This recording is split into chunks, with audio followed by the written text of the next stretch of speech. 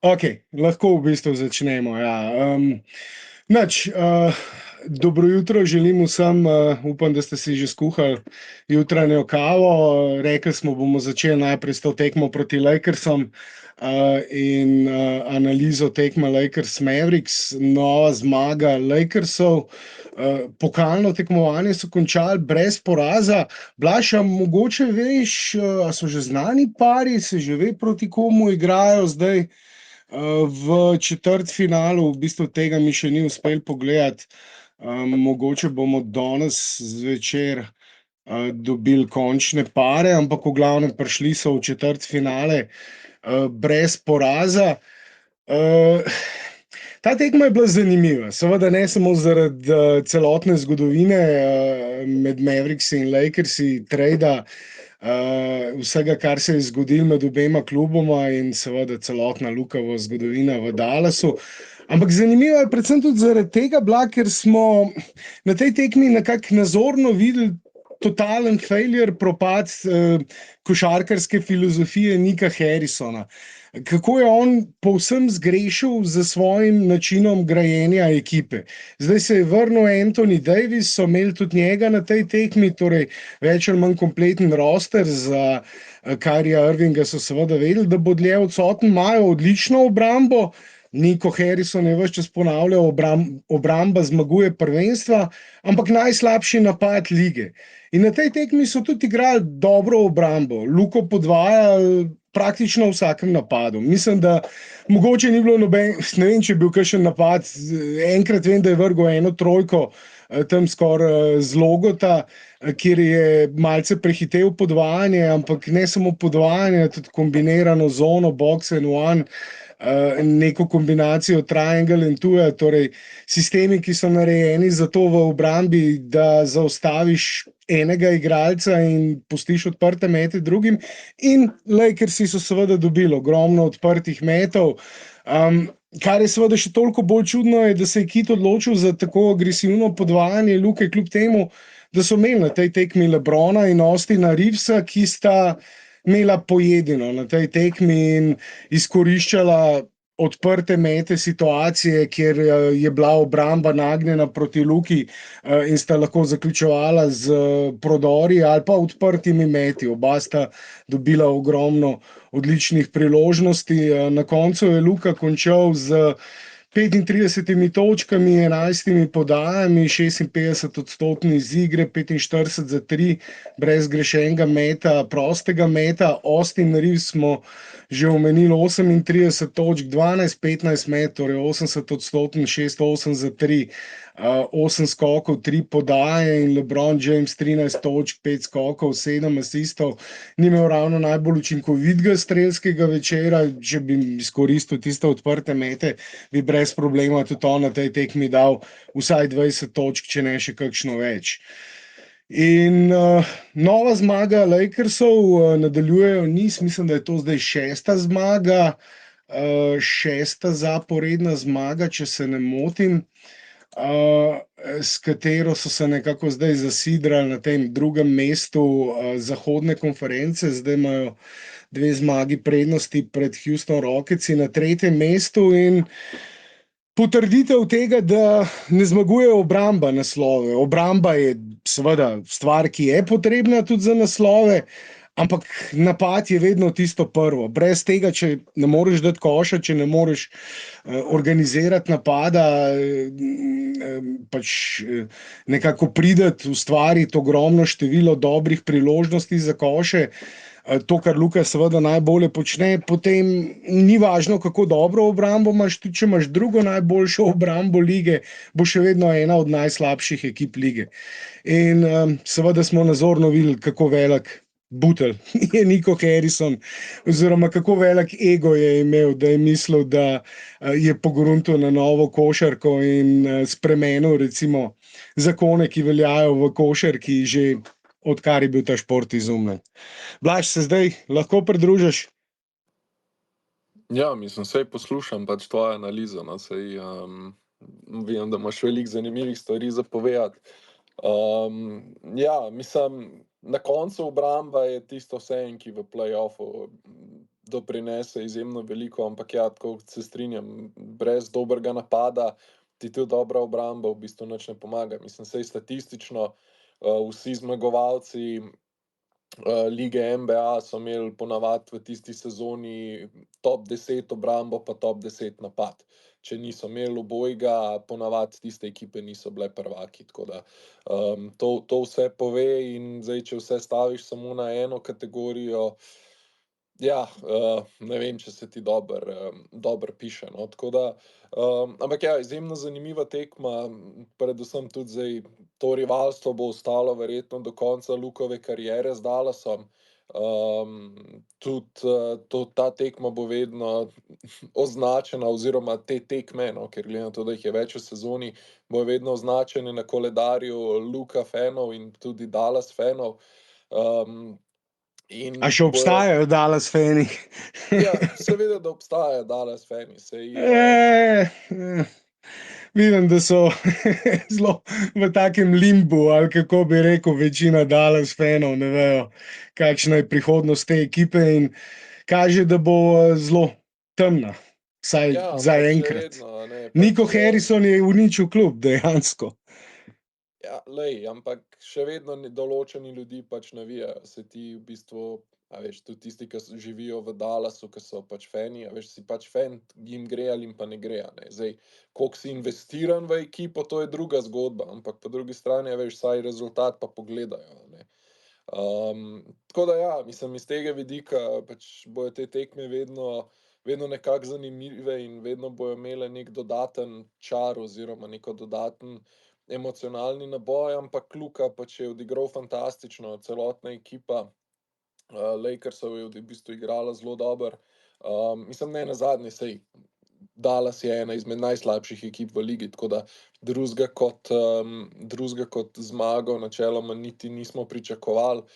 Je pa mogoče zanimivo, no, pač Lakersi so prišli do 14. zmage po 18 tekmah, medtem ko lani so rabili 28 tekem za to, da so prišli do 14 zmag, tako da imajo bistveno boljši začetek sezone, tudi ekipa, saj to kaže, je neprimerno boljša kot lani in ja, v bistvu ena stvar je, ki jo lahko tukaj pomenimo samo to, da škoda, ker obstaja Oklahoma, saj drugače jaz mislim, da bi Lakersi letos kar imeli dobre možnosti, da naredijo še kakšen korak več v tej sezoni.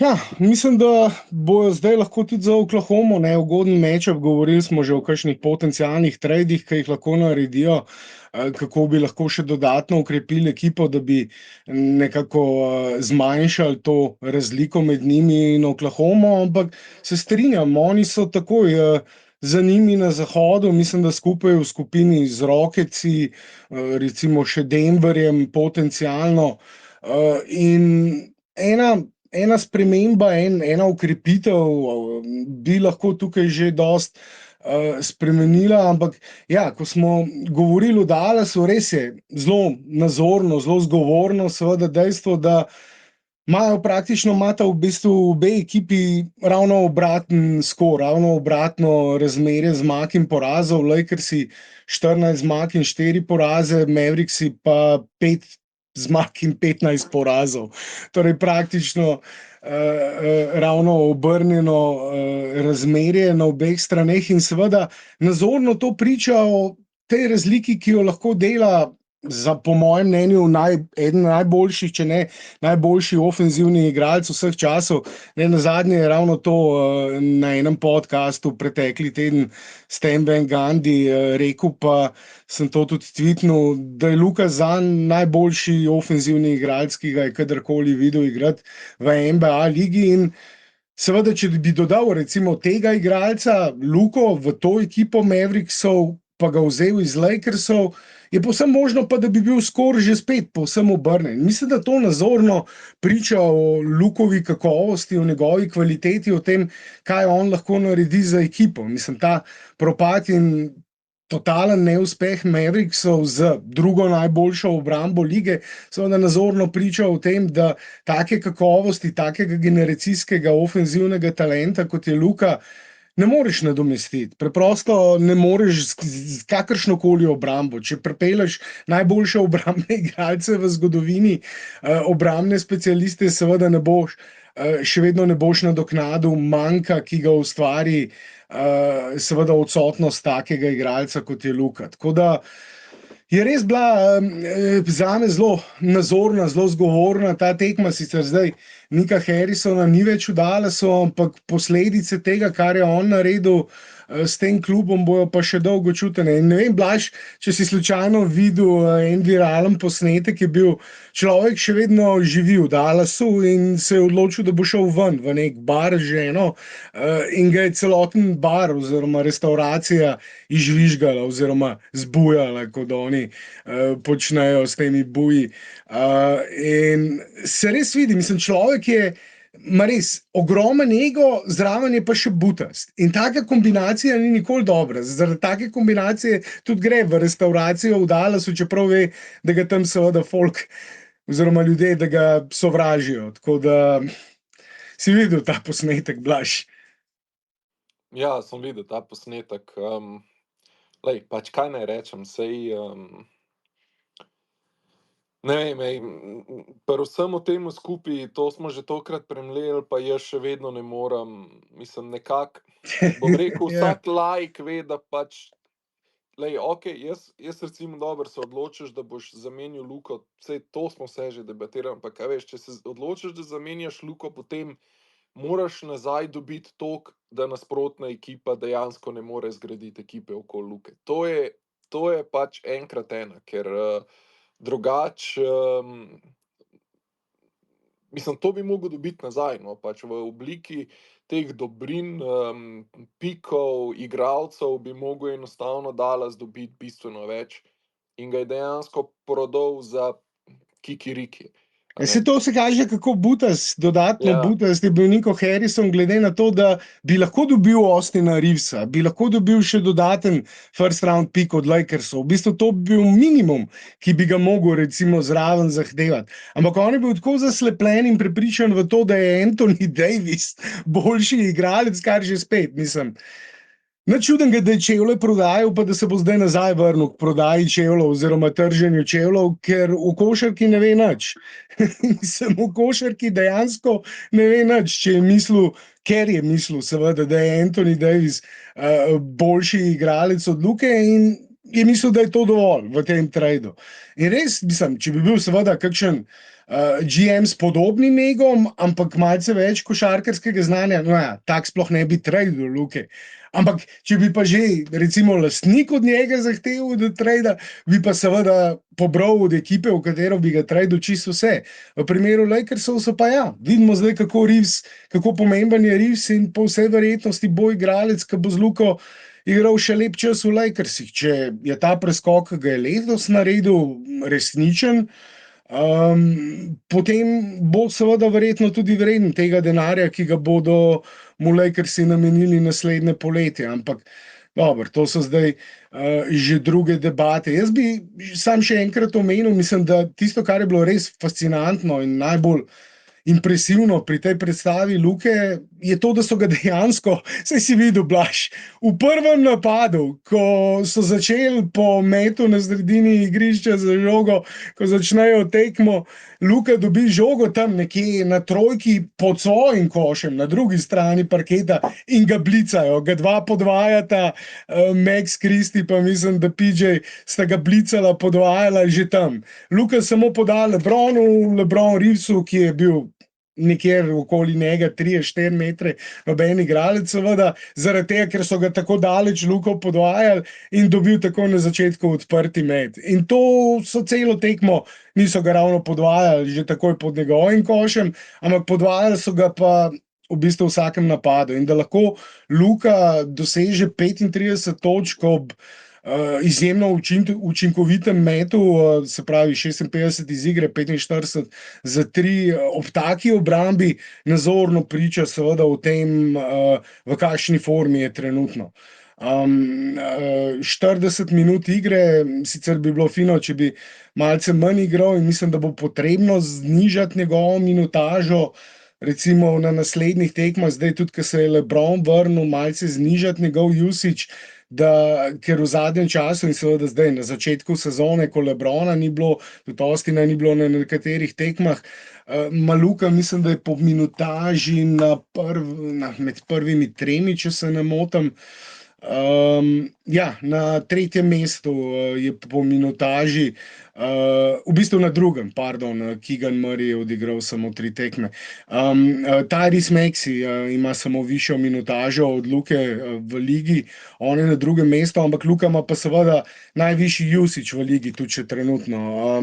Največji, ogromno seveda igra žogo na žogi in v kombinaciji seveda s tako minutažo je to, se mi zdi malce preveč za začetek sezone. No. Treba bo tudi razmišljati o tem, da se tempera njegovo formo in malce zniža minutažo in upam, da bojo lahko to s tem, ko se LeBron bolj igra in nekako pridobi kondicijo, zdaj odigral šele 4. tekmo po seveda poškodbi in pavzi, tako da bo rabil nekaj časa, da on lahko recimo dvigne minutažo tam na 33, 34, 35 minut redno igra, pa mogoče Luka kakšno minuto, 2 manj. Tudi Austin Reeves je blizu Luki po minutaži. Tako da oba ogromno igrata, v bistvu Austin Reeves je na 4. mestu po minutaži v ligi. Tako da ta dva glavna igralca Lakersov imata malo previsoko minutažo in upam, da bojo lahko mogoče na naslednjih tekmah tudi z večjim pridonosom LeBrona in ostalih to malo znižali. Ja, tukaj ima pač Lakersi en tak problem, o katerem smo v bistvu tudi že govorili, da imajo malo kratko klop, no, nimajo res adekventnih zamenjav na klopi, imajo pač solidne roleplayere, recimo v Hayesu in Laravi, ampak mogoče jim manjka še 1-2 igralca v rotaciji, zato da bi lahko malo več te starterji počivali, pa brez da bi oni izgubljali tekme, ker recimo to je tista glavna razlika potem med Oklahomo, če že hočemo, ker so pač tako popolnjeni, da tam lahko pride druga peterka gor, pa ne zgubljajo tekem, imajo plus minus še vedno nekako v plusu in držijo tisto razliko, tako da lahko tudi njihovi nosilci več počivajo na tekmah, medtem ko Lakersi se pa tega enostavno ne morejo privoščiti. Imajo to prvo peterko plus, se pravi, Laravija, Hayes, potem pa že pol je pa že malo težava, in tukaj dejansko tega ne bojo mogli drugače reševati kot z nekim tradom, ampak kaj pa lahko zdaj dobijo, to bomo pa videli, no. Ampak jaz sem skoraj prepričan, da do prestopnega roka neko menjavo bojo naredili. Ja, ekipa je dovolj blizu, no, da bi se to res plačalo. Saj zadnjič smo na zadnjem Spaceu ali pa podcastu, mimogrede tudi na YouTubu Sport Info lahko najdete vse posnetke, pa na podcast platformah. Smo v bistvu dosti govorili o potencialnih tradih, kateri igralci bi lahko bili zanimivi, ampak tako da ne bom zdaj spet načenil te debate, ampak tisto, kar je zame glavno, je to, da mislim, da ekipa je pokazala, da je dovolj blizu, da je dovolj dobra. Mislim, glede na vse težave, ki so jih imeli z zdravjem, menjavi v rotaciji, s spremembami, ne samo, ko gre za LeBrona, seveda na prvem mestu, pa potem tudi Luka in Reeves sta manjkala nekaj tekem, ampak tudi drugi igralci v rotaciji so manjkali. Recimo Gabe Vincent dosti ni igral, je manjkal skoraj toliko kot LeBron. Maxi se je zdaj nekako priključil še tej rotaciji, tako da so dobili recimo 9 igralcev zdaj, oziroma 9 igralcev trenutno uporablja JJ v rotaciji. Tako da, glede na vse spremembe, tudi število različnih prvih peterk, ki so jih Lakersi uporabili do zdaj, je ta razmerje zmag in porazov 14-4, drugo mesto na zahodu trenutno, približujemo se eni četrtini sezone, že zaključku oziroma eni četrtini sezone odigranih tekem. In mislim, da je redko kdo pričakoval, da bojo glede na težave, ki so jih imeli, potem, ko je bilo jasno, da bo LeBron manjkal prvi mesec, redko kdo, oziroma ne vem, če je sploh kdo napovedoval, da bojo recimo imeli tako veliko število zmag, da bojo tako dobro igrali in da bojo tako visoko na zahodu. In vidimo, da zdaj, ko se LeBron počasi priključuje ekipi z uigravanjem, tudi zgledajo vedno bolje. Recimo manjše število izgubljenih žog, trojka, nekako vedno bolje se mi zdi. Na zadnjih tekmah mečejo tudi za tri, se jim nekako odpira, ker o tem smo govorili. To je bila ena od njihovih pomanjkljivosti na začetku sezone, ampak na zadnjih nekaj tekmah bolje mečejo tudi za tri. Na tej tekmi so bili 51-odstotni, 18 od 35. In mislim, da so se tudi mogoče malo dvignili po procentu zdaj. Ja, tam so bili četrta najslabša ekipa po odstotku meta za 3 točke, zdaj so se dvignili na 21. mesto po nekaj dobrih predstavah in jaz o tem smo govorili. Niso recimo neka izjemna šuterska ekipa, šuteri na vseh pozicijah, ampak so pa boljša šuterska ekipa od tega, kar so do zdaj pokazali in bi morali nekaj bolje od tega metati in to zdaj vidimo. Ampak ja, ko smo govorili o tradih oziroma ko si omenil kakšen potencialen trade, seveda idealno, tisti idealen prototip igralca, ki ga rabijo, je še eno 3&D krilo. Igralec, ki lahko igra obrambo na zunanjih položajih in dobro obrambo in seveda tudi dobro zadeva te catch and shoot trojke. Tako da en tak igralec bi jim res, en dodaten igralec tak v rotaciji bi jim res zelo prav prišel, ampak bomo videli. No, tukaj bo mogel Pelinka zaslužiti svojo plačo, se to smo zadnjič govorili. Do zdaj so mu več ali manj vsi veliki tradi nekako padli v naročje skupaj z tem tradom za Luko.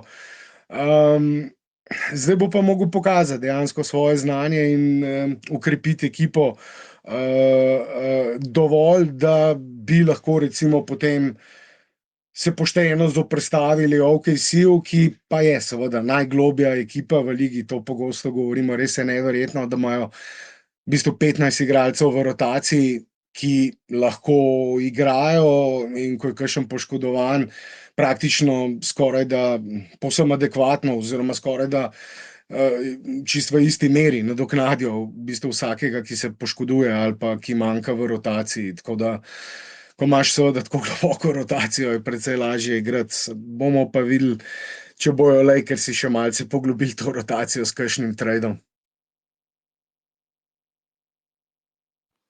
Ja, bi mogoče na tej na tej točki, glede na to, da sva zdaj obdelala to tekmo, kar še rekla kako besedo o reprezentanci, včeraj poraz proti Estoniji. Verjetno imaš kak rant pripravljen. Ja, mislim, sej, v bistvu je bila zabavna tekma, v bistvu je bila gledljiva tekma na koncu, mislim, saj, kot recimo, če si samo nevtralen ljubitelj košarke, pa recimo začneš gledati to tekmo, bi rekel, zabavno, še posebej ti zaključek, pač iz vidika Estoncev seveda nor zaključek, najprej v rednem delu, potem še v podaljšku, ampak tisto, kar je meni res najbolj padlo v oči, je bila recimo tista zadnja akcija za izenačenje Estoncev v rednem delu in potem naša zadnja akcija v podaljšku, ko smo zaostajali za točko. In seveda ta kontrast med obema akcijama, medtem ko je estonski trener seveda narisal akcijo, kjer je imel praktično 4 opcije, 2 backscreena, 2 igralca, ki se odvajata pod obroč, oziroma en dela backscreen, en se odvaja pod obroč, 2 se odvajata na trojko. Sicer res, da je Hrovat naredil napako v obrambi tam, ampak ko imaš 4 igralce, ki se premikajo, ki so v gibanju, ki postavljajo bloke, cross-screene in omogočajo soigralcu seveda vtekanje ali na trojko ali pod obroč, hitreje pride do napake v obrambi, zaradi tega, ker se morajo seveda obrambni igralci hitreje odločati in je toliko različnih opcij, da pride lahko do napake in so Estonci prišli praktično do neoviranega, oziroma ne praktično, do neoviranega polaganja v tej zadnji akciji. V podaljšku smo pa videli v bistvu timeout vzame Sekulič, imeli smo ne vem koliko, 4 sekunde, torej dovolj, da se odigra kakšna akcija, ampak ne. Žoga na Hrovata, 10 metrov stran od koša, praktično na polovici parketa jo je dobil, izolacija 1 na 1 in Lukova step back trojka. tisto, kar bi seveda Sekulič naredil, tudi če bi Luka igral, ker se zanaša na individualni talent Luke in to je tudi razlog za vse uspehe reprezentance, ampak ko pa seveda se tekma lomi, pa rabiš tudi trenerski presežek. Tega pa preprosto v naši reprezentanci pod Sekuličem jaz do zdaj v 5 letih nisem videl in mislim, da ga tudi nikoli ne bom videl. Mislim, da slovenska reprezentanca ne bo nikoli Sekuličem osvojila medalje, seveda bi rad videl, da se motim in mislim, da niti približno si ne zasluži, da je selektor z najdaljšim trenerskim stažem, najdaljšim selektorskim stažem v zgodovini slovenske reprezentance, seveda ob vseh trenerskih imenih, ki so sedela na tem stolčku. In je res ta kontrast med tema dvema akcijama, mislim, zdaj bo pa Hrovat igral kot Luka, stebek. Pa tudi že to, mislim, to smo tudi z Luko že večkrat govorili, da bi radi videli več recimo akcij, uigranih akcij v takih situacijah, ko se tekme lomijo, tudi ko Luka igra. In to recimo lahko vidimo zdaj, kako lepo funkcionira pri Lakersih, kjer Luko uporabljajo v dosti različnih pozicijah in vlogah in tudi kot off-ball screenerja. On je pogosto tisti drugi screener v spam pick and rollu, postavlja bloke, igra brez žoge, seveda igra še vedno ogromno žogo, ampak dobiva pa tudi žogo v situacijah, ki so drugačne ali bolj ugodne ali pa nenavadne za obrambo. Skratka, Blaž, mislim, sej ti si bil že zelo zgodaj na tem, da prepričan v to, da Sekulič ni pravi, v bistvu že tam po olimpijskih igrah, ko so mnogi govorili o uspehu in 4. mestu, si ti bemtil, da ni bilo medalje in ja, si imel v bistvu prav. Mislim, sej več ali manj se zdaj vsi strinjajo s tem, da je čas za Sekuličev odhod, ampak Ja, ne, odhoda ne bo, zdaj je dobil podaljšano pogodbo, tako da to ja, ne, ni sej. sploh, ampak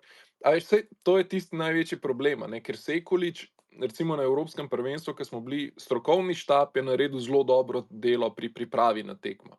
Ampak težava je, da potem ne znajo med tekmo potem korigirati zadev. Recimo vidimo zdaj, glede na to, da imamo tukaj Mitrovića v Stožicah, a ne, in Olimpija igra fantastično to sezono, res pač, če imate možnost, pojdite na tekmo ali pa vsaj poglejte si, kako igrajo pač po televiziji, res jih je užitek gledati, ampak kako on spreminja ves čas med tekmo, se prilagaja nasprotniku, spreminja obrambne postavitve, spreminja akcije, potem tudi v napadalnem smislu. Mislim, to je tako, pač dejansko vidiš, da med tekmo se pač ekipa razvija in prilagaja.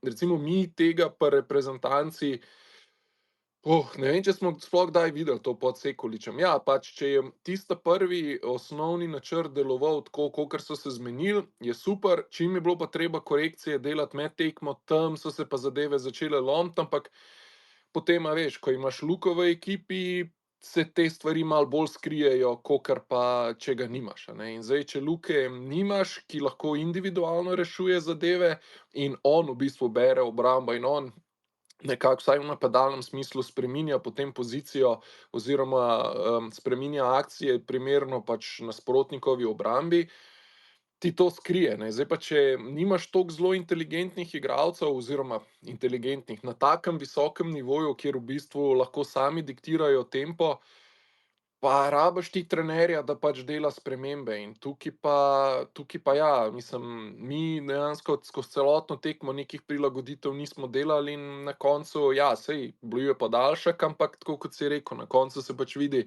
neka ta razlika, kjer pač enostavno ni bilo ideje, kaj sploh odigrati, a ne. Ja, eno točko zaostajamo, 4 sekunde do konca, več kot dovolj časa za akcijo. Estonci so imeli 2 sekundi, v bistvu v sekundi prišli do odprtega polaganja v tisti akciji. Mi pa res, mislim, takoj sem vedel, kaj se bo zgodilo, seveda, ko sem videl, da je bila akcija, 4 igralci primer stojijo v bistvu na trojki in na vrhu izolacija 1-1 step back za Hrovata. Mislim, Res, absolutno nobenega trenerskega presežka, ampak vse to, kar si omenil, je tudi ključno. Vse to ves čas v bistvu ponavljamo. Iz vidika priprav na tekmo Sejković ponovadi svoje delo dobro oddela, ponovadi je to tudi v veliki meri naloga pomočnikov in to je bila stvar, ki jo je dobro recimo počel v Repki, ko je bil pomočnik od Kokoškova. Ko gre za pripravo na tekmo, je svoje delo korektno oddela, ampak trenerji zaslužijo svoj denar na samih tekmah, za tistimi prilagoditvami, ki jih naredijo na sami tekmi. To, kar si omenjal, recimo pri Mitroviću in Cedeviti Olimpiji to sezono. In vidimo seveda konkretno razliko. Tudi glede na to, da recimo nimajo enega od najdražjih rosterjev, so trenutno, mislim, da na drugem mestu, ali ne, celo na prvem mestu svoje skupine v Evrokupu, če Na se ne prvem motim mestu zdaj. so, ja, Tako, na ja, prvem na mestu prvem so v mestu. ABA ligi in v Evrokupu.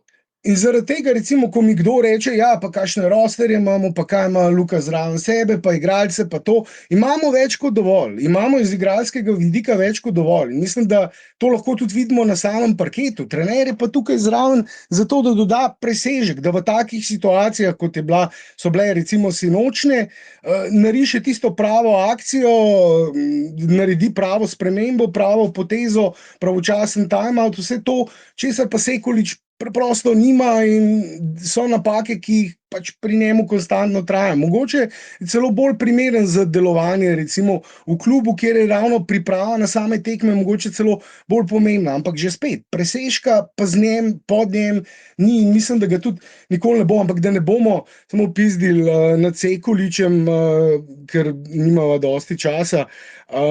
Janez je napisal, da je treba tudi kaj Stefana omeniti, in ja, mislim, če je ena pozitivna stvar bila na tej tekmi ob vseh neumnostih, pa ni bil seveda samo Sekulič kriv za poraz, na koncu izgubljene žoge, res nespametne poteze, tudi tukaj je Hrovat naredil veliko napako, pa tudi Samar, seveda oba skupaj sta izgubila 9 žog, kar je absolutno preveč za recimo dva igralca, ki sta imela največ žogo na tej tekmi, ampak 17-letni Stefan Joksimović je pa pokazal svoj razkošen talent, potencial, ki ga ima, zakaj se o njemu toliko govori tudi v španskih medijih oziroma v Španiji. To sezono tudi v Valenciji je dobil že priložnost, v Baskoniji, in nastopil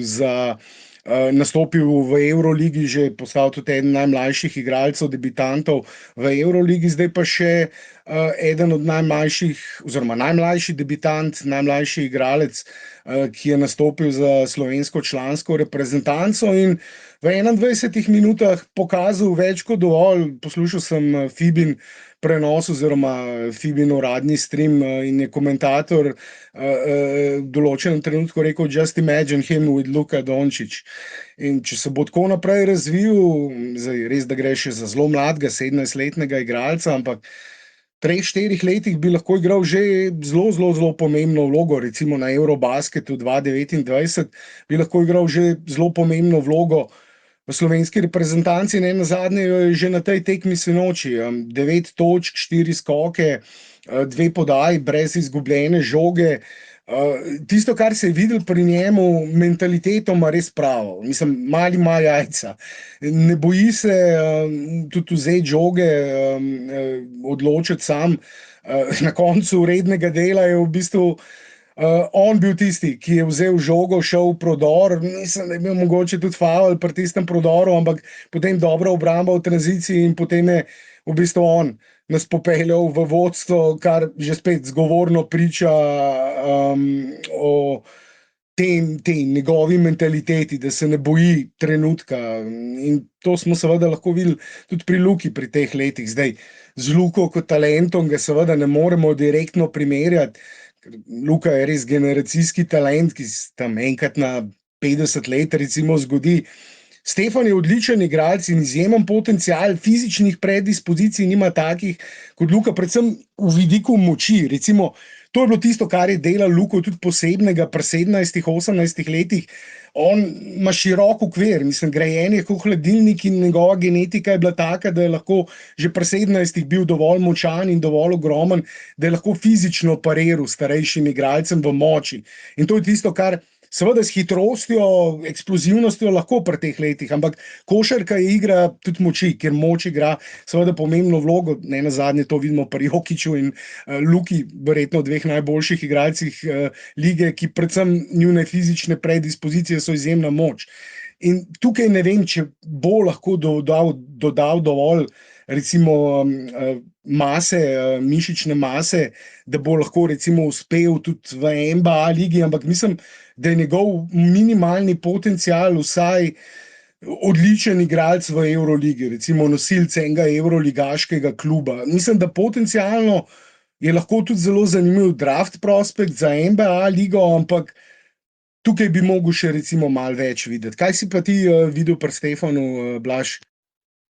Ma ja, predvsem ta pogum, no, da se ne boji. Jaz tam recimo v tretji četrtini vem, da je enkrat pač vzel žogo, pa tam kar konkretno izza trojke vrgel, čeprav sem jaz bil tako, joj, ne, to delate, ne, ampak hkrati je pa pokazal, da se pač ni ustrašil. Ja, pač vzamem žogo, pa pač vržem z logota, če je treba, pač to je to, ne.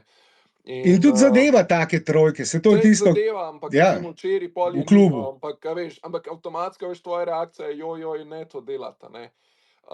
Ampak ja, je velik potencial, a veš, je tudi kar visok, a veš, 201 centimeter, pa verjetno še zna kakšen centimeter se potegniti, glede na to, da je star 17. Bo pa Zelo vse dolge roke. odvisno od ja, pa dolge roke, tudi zna zelo lepo voditi žogo, ampak vse bo dejansko odvisno od tega, kot si rekel, kako bo z mišično maso, ker ja, saj vemo, njegov oče tudi ni bil glih neki hud mišičar, je bil zelo tak tanek in verjetno bo zelo veliko tega odvisen potem, kje bo, ampak se pa povsem strinjam, da če glede na to, da že zdaj igra v Evroligi, jaz mislim, da nosilec v evroligaškem klubu je, mislim, da res neki tak minimalen doseg za njega, če pa seveda bo zdrav, ne bo poškodb in če se bo talent razvijal naprej. In to je za nas lahko samo pozitivno, ker saj vemo, imamo težave nekako v tej neki manjši generacijski luknji, ampak glih to so pa te fantje, ki zdaj od odzadaj prihajajo, no, ki so osvajali medalje tudi na evropskih prvenstvih in to, in on je eden izmed takih, ki prihaja pač iz teh mlajših selekcij in ja, glej, mislim, da je za njega kar pozitivno oziroma kar svetla kariera. Ja, mislim, to se povsem strinjam. Na tej točki je tudi zelo zanimiv draft prospekt za 2027 draft. Takrat bo on izpolnil pogoje za to, da gre lahko na draft in trenutno ga projicirajo recimo tam nekje v prvi rundi in naslednjih 2 letih, če bo napredoval na podoben način, bi se lahko celo nekaj dvignil. In potem bo seveda vprašanje, kako visoko, kaj bo za najboljše, da mogoče ostane dlje časa v Evropi, preden gre v NBA ali že takoj poskusi recimo iti v NBA. Tukaj je seveda dobro, da priješ čim više, ker potem toliko več, seveda, klub, ki te drafta, vloži v tebe, toliko več priložnosti dobiš, ampak o tem bomo zagotovo v prihodnosti še ogromno govorili, ker je še en, recimo, ampak že spet, seveda, zunanji igralec, izjemen zunanji, izjemen potencial na zunanjih položajih, tisto, kar nam pa manjka. In ni edini, imamo kar nekaj talentov v teh mlajših kategorijah, dobrih, recimo, igralcev žogo, kril, organizatorjev, branilcev, ampak manjka nam pa kakšen center. Ampak to so že spet druge debate. Na sinočnji tekmi smo recimo videli, da Alen preprosto na tej točki, tudi recimo na taki tekmi, ne more izkoristiti svoje višine. Kljub temu, da je bil skoraj za glavo višji od vseh Estoncev, nekako ni sploh se poznal nek učinek njega na tej tekmi in je mogoče igra celo bolje s Kramplom funkcionirala, pa nekaj časa so na koncu zadnje četrtine igrali tudi s Prepeličem, Binetom Prepeličem, torej small ball, prilagodili se tej nižji, hitrejši igri Estoncev, ki so igrali 5 out s 5 strelci na vseh pozicijah in mi je bilo zanimivo, da potem seveda ni v podaljšku poskušal s podobno nižjo postavo, podobno Sekulič, ampak Zdaj smo se pa že spet vrnili k problemu Sekuliča. V vsakem primeru je Stefan, bomo seveda tudi po naslednji tekmi slovenske reprezentance v ponedeljek, mislim, da igrajo proti Švedom, ki so mimogrede skoraj za 20 pik izgubili proti Čehom, tako da če izgubimo proti Švedom, bomo verjetno zadnji v tej skupini 4 ekip trenutno, kjer seveda moramo končati na prvih 3 mestih, če želimo priti v ta drugi krog kvalifikacij za svetovno prvenstvo, ker se križamo z drugo skupino, nove 3 reprezentance, se ustvari krog 6 reprezentanc in tam grejo prve 3 potem naprej. Zdaj točke se prenašajo iz prvega dela v drugi del, tako da je ta poraz že izjemno neugoden. Bomo videli, kako bo šlo naprej. Vemo, zdaj ne bova se ponavljala glede naših mnenj, se sva vse povedala o Sekuliču in zanimivo, ja, videl sem ravno en komentar Jurija, Stefan bo višji Goran. So določene podobnosti, ima določene podobnosti, ja, recimo z Goranom pri teh letih in je tam 10, 11, 12 centimetrov višji, kot si omenil, tam preko 200 centimetrov je visok, zelo dolge roke, tako da ima, mislim, res gre za, vsaj v tem evropskem okviru, top 3, top 4 talent v svoji generaciji, top 3 zagotovo, bi v bistvu rekel, mislim, med temi njegovimi vrstniki v tem ni še noben, recimo, na tem nivoju v klubu, v Evroligi zaigral ali pa v reprezentanci. Tako da nedvomno, gre za izjemen talent in res to, kar si tudi ti omenil, pa je že prej ta njegova mentaliteta, je pa tisto, kjer je pa res zelo blizu tudi 17-letnemu Luki, oziroma me povsem spominja na 17-letnega Luko, povsem brez strahu, zelo samozavestno, kot da bi seveda že dolgo časa igral v tej konkurenci, ne pa debitiral. Tako da ja, bi še kaj povedala, Blaž? Saj smo bili kar mogoče celo malo predolgi, tako da lahko na tej točki zaključimo, ampak glej, saj v ponedeljek bosta verjetno 2 spacea, mislim, da ponoči z nedelje na ponedeljek igrajo Lakersi, tako da zjutraj analiza tekme in potem zvečer še po reprezentanci. Pa v nogometni reprezentanci moramo še kaj, Blaž, reči o Keku, sicer so se zdaj že zaključile kvalifikacije, malo zamujamo, ampak mislim, da bi bila ena debata o prihodnosti slovenske nogometne reprezentance in nekako zadnjem ciklusu tudi zanimiva, če bo čas, seveda, mogoče naslednji teden. Tako.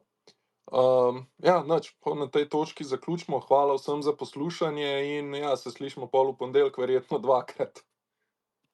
Ja, se slišimo, hvala za poslušanje tudi z moje strani, lep vikend in potem ponedeljek, če boste imeli čas, vas seveda vabimo, da se nam pridružite.